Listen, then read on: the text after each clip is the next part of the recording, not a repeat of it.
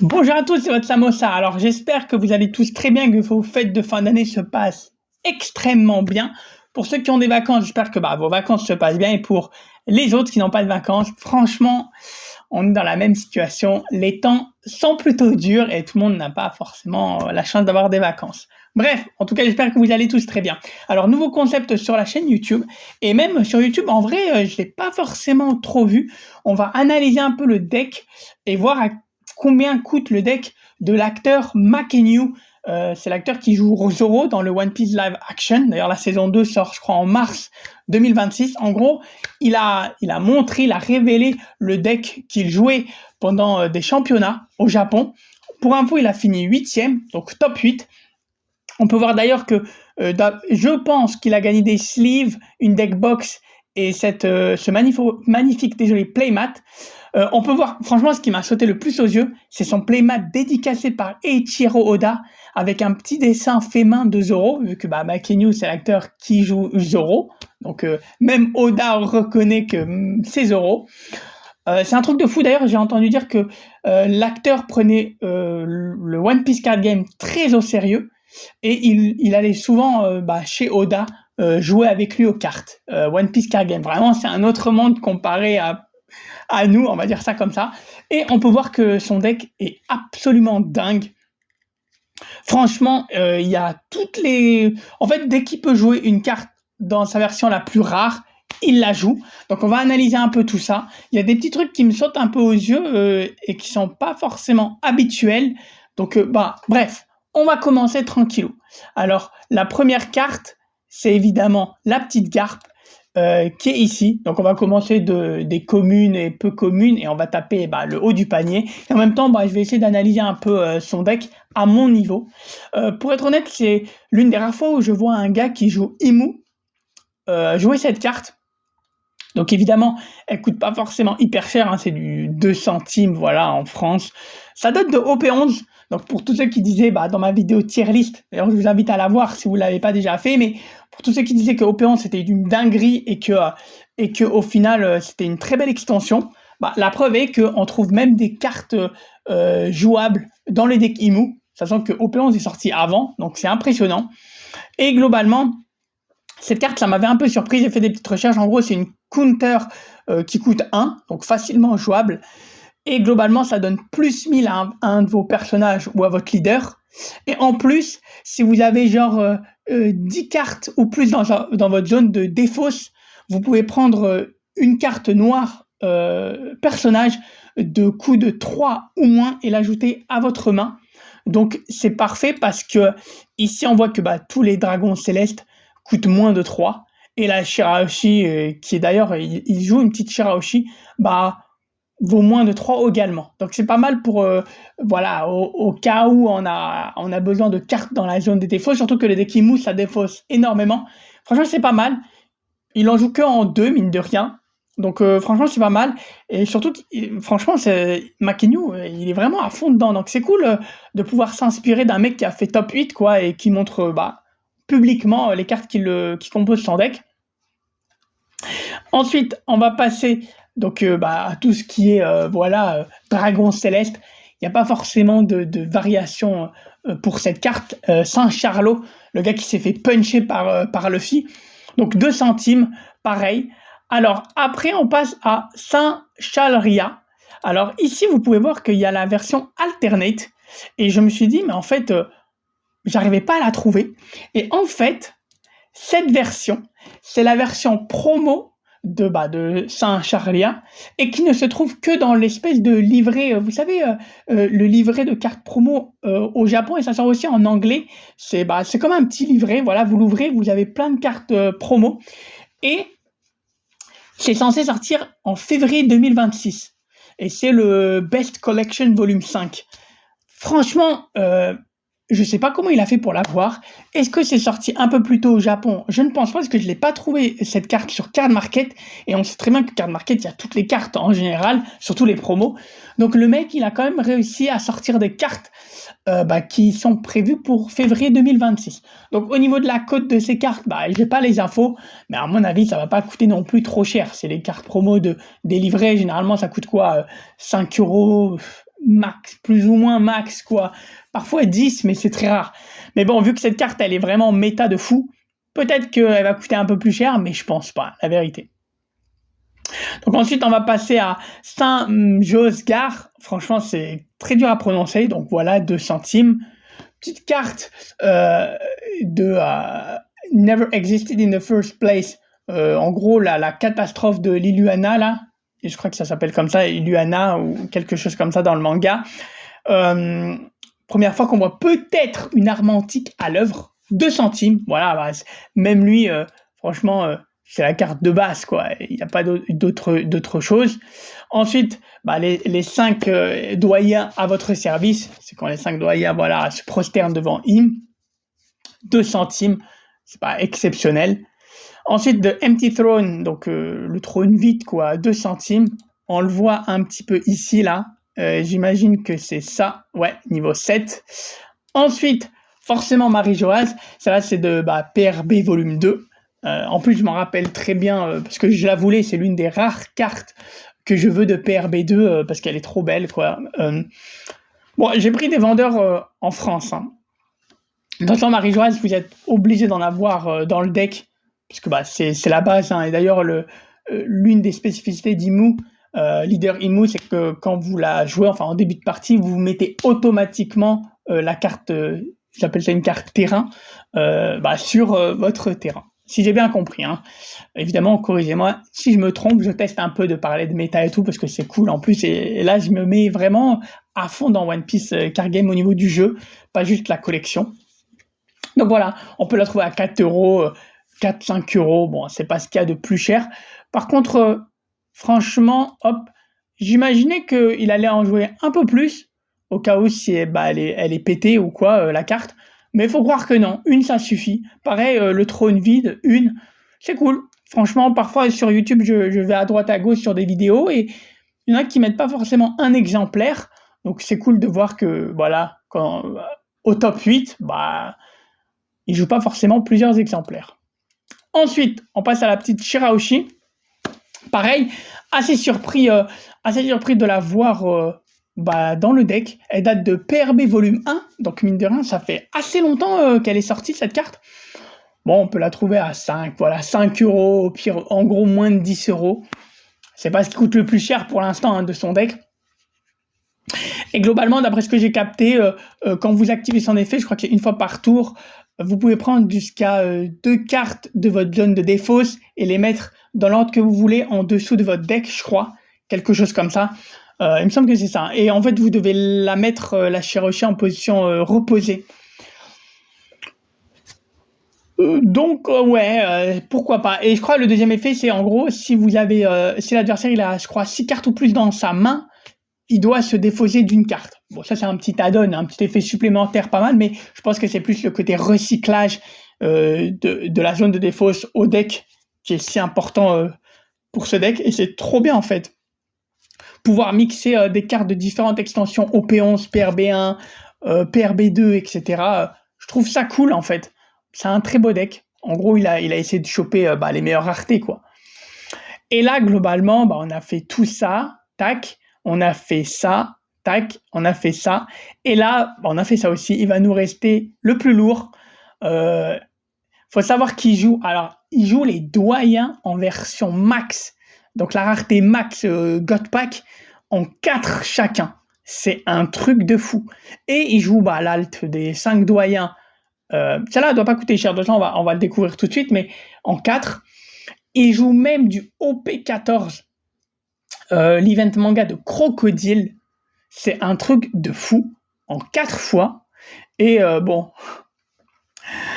Didon Zoro Gold PRB1, évidemment, c'est le Zoro du live action. Donc, à mon avis, ça, c'est un petit clin d'œil en mode c'est moi, Zoro, et personne d'autre. C'est le seul mec sur Terre qui peut le dire. En plus des doubleurs qui font quand même la voix, mais lui, c'est carrément physiquement, c'est le Zoro. Donc, on va s'attaquer un petit peu au lourd. Donc, on a les 5 doyens de OP13 en alt. Ça coûte à peu près 15 €. J'ai pris vendeur principalement localisé en France parce que le but de la vidéo c'est un peu de chill et de voir un peu combien coûte le deck, quoi. Donc on va pas non plus On va pas non plus essayer de trouver le moins cher, mais bon, vous avez 15 euros. Donc déjà, fois 4, bah, ça fait 60 euros déjà, donc pas mal. Hein. Ensuite, bah forcément, la Leader Emu. Tant en français, ça coûte genre, on va dire 40-50 euros. Ça fluctue beaucoup, hein, cette carte. Et j'ai pas regardé maintenant qu'il y a la fameuse hype explosion de prix, mais globalement, c'est du à peu près 40-50 euros. Bah, en japonais, vous l'avez à 16 euros. Encore une fois, si vous voulez jouer à un deck classe qui impressionne, franchement, vous pouvez jouer en japonais. C'est peut-être pas forcément autorisé en tournoi actuellement, etc. Hein. Les dons en japonais, c'est autorisé, mais en France, ça j'avais vu la news, c'est autorisé partout dans le monde. Vous pouvez utiliser les dons en japonais. Par contre, bon, les cartes, faut normalement dans la langue locale. Quoique l'anglais c'est autorisé en France, je pense. Mais c'est en gros anglais-français. C'est dommage, mais si vous êtes entre potes, etc., et vous voulez un peu voilà, enjoliver, rendre votre deck encore plus beau, et que vous connaissez les cartes par cœur, ou au pire vous avez votre tel pour voilà, pour avoir les règles et les effets des cartes. Ah, voilà, vous avez votre petite Emu Leader Alt à 16 balles. C'est vraiment bien. C'est pour ça que j'avais fait d'ailleurs une vidéo où je comparais les prix anglais et français au japonais. Et les japonais, c'est vraiment fantastique. Vous avez toutes les bonnes cartes, les belles cartes et les super cartes à bas prix. Donc après, on va passer à Grand Death. Je me rappelle plus trop du nom dans le manga. Je crois que c'est Sol. Quand en gros il met la main et soit il fait la tornade, soit il rend le sol sec. Je me rappelle plus trop, mais c'est une très très belle carte. C'est l'une des les plus grosses attaques de crocodile, hein, les plus dévastatrices. Donc c'est la version en Asie, donc en Jap. J'avais pas forcément trouvé de version de vendeur en français, en France, désolé, mais globalement vous l'avez pour 70 euros minimum, minimum. Donc il en a, ce beau gosse, il en a 4. Donc 7, 14, 280 euros les 4 si je me trompe pas. Donc, ça te fait un petit 300 euros. 300 euros plus, on va dire 15, donc ça fait déjà 315. Franchement, avec. Bon, ça coûtait un peu 10 balles. Ça coûtait 60 euros. Donc là, pour l'instant, on en est plus ou moins à. Allez, on va dire un petit 400 euros là, en étant plus ou moins gentil. On va dire 400 euros. Donc là, on était à, désolé, ici. Donc, on est à 400 euros. Ensuite, on va passer forcément à tous les Gorosei formes démoniaques. C'est même pas des SP en vrai, mais c'est limite le niveau des SP. Là, ça va être compliqué. Là, niveau calcul mental, je vous dis que ça va être un challenge. Donc, on en est à peu près à du 140 euros. Il en joue 4. Donc 140 et 140, 280, 280 et 280, je crois que ça fait 560 si je dis pas de bêtises. 560, on va dire 550 pour apaiser mon cœur. Donc il en a 4. Là, c'est à peu près le même prix. Bon, 200, dommage, en plus c'est package, mais il la vend cher. On va prendre 240 aussi, donc ça fait 550 fois 2 du coup, parce que même l'autre on avait dit 550. Donc ça fait du 1100. C'est à peu près pareil ça, 140. Et l'autre en japonais, bon, c'est un peu cher ça. Package. J'imagine quand même que ça devrait être à 140. Mais bon, malheureusement, il n'y en a que à 220 qui cotent. Donc on était à quoi? 550 fois 2, 1100, 1650. Plus, ça fait un peu, ça embête un peu de compter ça à 220, 1600, on va dire, allez, on va être gentil, on va dire que ça fait 2000 euros, quoi. Le Gorosei x4, on va dire tout le Gorosei x4, et il me semble en plus qu'il y en a un autre, non? Eh oui, il y en a un autre, je suis trop teubé, je me dis, mais il n'y en a que 4. 179, pour le coup, je pense que c'est vraiment le vrai prix parce que TMTC package, c'est toujours un peu plus. Bon, on va dire que ça fait du 2000, du 2500, plus ou moins, 2500. On va dire ça comme ça. Dites-moi si vous êtes d'accord, je dirais 2500 parce que je suis pas forcément sûr, par exemple, pour pour elle, bon, je suis pas vraiment sûr si c'est vraiment 220 la vraie cote ou pas, et je veux juste en gros des vendeurs en France pour faire le plus simple possible. Donc on va dire un petit 2500. Donc on était à déjà là on était à du quoi? On était à du peut-être un petit 500, on est à 3000 là à peu près. Je pense que c'est 300, on était à 400 peut-être. 2000, on va dire 2900 pour plus les petites cartes comme ça. Ouais, allez, on va dire 3000. Maintenant, il nous reste quoi d'autre? Bah, maintenant, il nous reste forcément, on était ici, tac, on a vu ça, on a vu ça, on a vu ça. Bah, il reste forcément les donnes. Eh oui, parce qu'il a 10 donnes. 10 donnes qui coûtent 134. Donc, on va dire 135. 10 donnes, ça fait 1350, si je dis pas de bêtises. Waouh, 1300, on était à peu près à 3000, on est à 4350. Ouais, ça fait 4350, on va dire, allez, un petit 4400, 4500 en tout. On va dire ça comme ça, parce que je suis pas vraiment sûr de la cote, etc. Waouh, les donnes coûtent cher. En même temps, il y en a 10, donc forcément, ça revient cher. Dites-vous que la donne Zoro, c'est vraiment la plus chère en japonais, du moins, parce que j'ai pas vraiment forcément regardé en anglais et en français, mais dans PRB1, c'est la donne la plus chère. La deuxième, c'est genre Trafalgar Law, et elle vaut genre 60€. Donc la différence entre la donne Zoro, qui est première, et la donne Trafalgar Law de deuxième, c'est genre le double, il y a 60€ de différence. Donc vraiment, le mec, c'est juste pour... c'est de l'aura farming, quoi. C'est juste pour prouver, quoi. C'est un prouveur, ce Makenyu, quoi. Donc voilà, donc globalement, en japonais, si vous voulez un deck comme ça, bah, il va falloir, quoi, 4000... allez, en étant excessif pour... supposant les frais de port, les machins, etc., 4500, vous l'avez. Sachant que, bon, le playmat signé Oda avec un petit euro, c'est inimaginable et c'est inestimable. Mais vous avez un deck comme ça pour 4500€. Alors franchement, pour aller plus loin, j'aurais pu très bien montrer la valeur des cartes dans d'autres langues ou des choses comme ça, mais on va pas se mentir, c'est très facile. Globalement, c'est toujours à peu près plus ou moins le double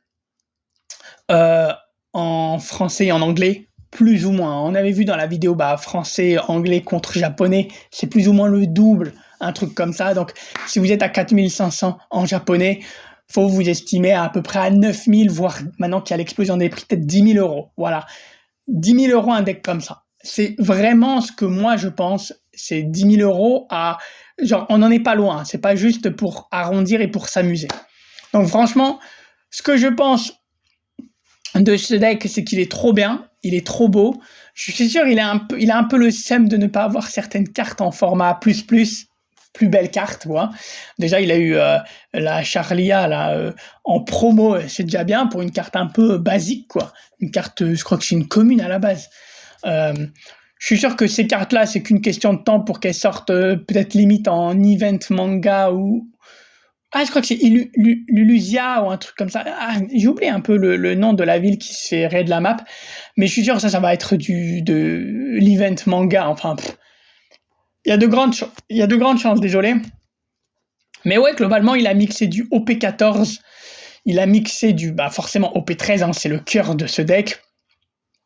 Il a mixé de l'OP11, il a mixé du PRB1, il a mixé quoi d'autre? Ça, c'est du PRB2. Franchement, c'est trop beau, ça.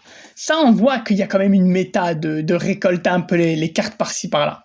Donc voilà. Écoutez, j'espère que cette vidéo vous a plu. Voilà, ça change un peu d'ordinaire. On évalue un peu. Non seulement on passe un peu de temps et on met on analyse la petite méta à travers un joueur, mais aussi on voit un peu combien coûte son deck, quoi, parce qu'on aimerait tous avoir un deck comme ça. Donc j'espère que ça vous a plu. Dites-moi dans les commentaires ce que vous en pensez. Je peux éventuellement faire des analyses comme ça de d'autres célébrités qui jouent au jeu de cartes, One Piece Card Game. Et dites-moi si ce genre de deck, vous aimeriez trop l'avoir, ou si vous pensez que c'est too much et juste pour jouer, parce que là on voit la Imu qui est, je crois que normalement la carte elle est pas, il y a pas des petits points blancs, etc. Je sais pas si c'est la sleeve du flash ou si la carte elle est abîmée, mais nul doute qu'au bout d'un moment avec l'usure, même si c'est sur le sleeve, ça va être abîmé. Et au final, les lots qu'il a gagné en étant 8, bah, petite playmat, deckbox, sleeve, pourquoi pas.